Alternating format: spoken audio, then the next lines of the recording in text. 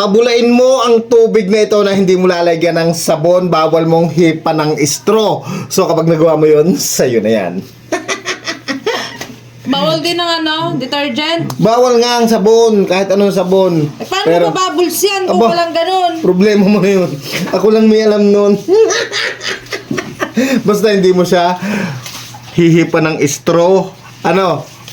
Bawal lagyan ng sabon. Ano yan? Gagamitin ko yung yelo. Okay. Oil. Giihaw ka.